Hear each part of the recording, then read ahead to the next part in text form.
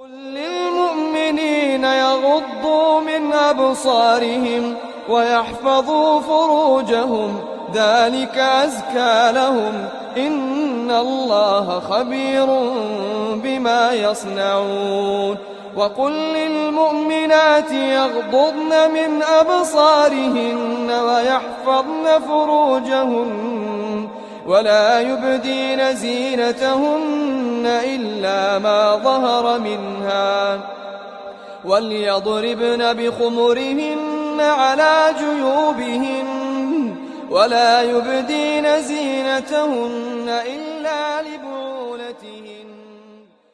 Il est en effet de mode intellectuel aujourd'hui de jeter le doute et le discrédit sur certaines prescriptions islamiques pour s'ouvrir à une liberté empoisonnée par le venin de la dunya. Beaucoup, par ignorance sans doute, se sont laissés séduire par le charme illusoire de cette liberté que leur offre la culture tyrannique de notre époque, centrée sur la soif de profit et de reconnaissance. Et parmi ces prescriptions prises pour cible, il y a le foulard. Notre intérêt ici n'est pas de nous situer sur le plan de la norme, mais sur celui du sens, parce qu'une norme est mieux acceptée quand on en comprend le sens.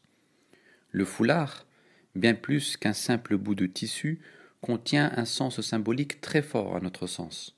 Le foulard symbolise le voile métaphysique, hijab, qui sépare le sacré du profane. Chaque fois en effet que le Coran emploie le terme de hijab, c'est essentiellement pour évoquer ce rideau spirituel derrière lequel se dérobe la face divine pour se voiler à celui qui n'est pas digne de le contempler.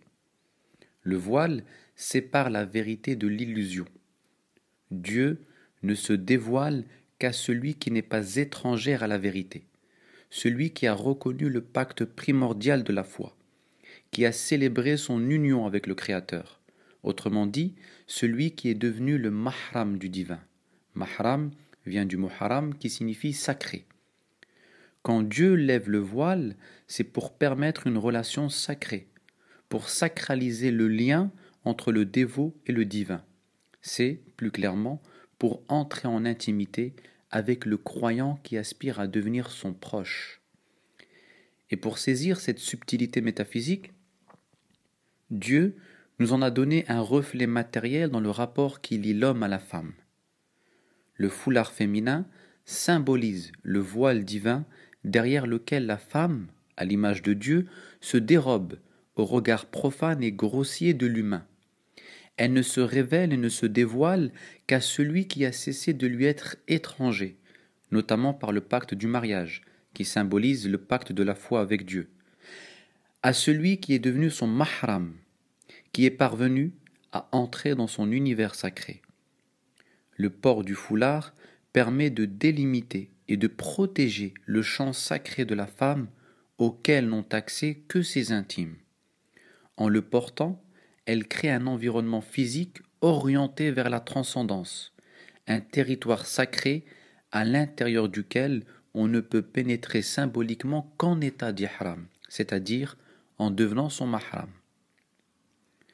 Le foulard fait partie des éléments matériels qui contribuent à maintenir une ambiance sacrée dans l'environnement du musulman, en ce qu'il manifeste sur le plan physique le voile métaphysique du divin.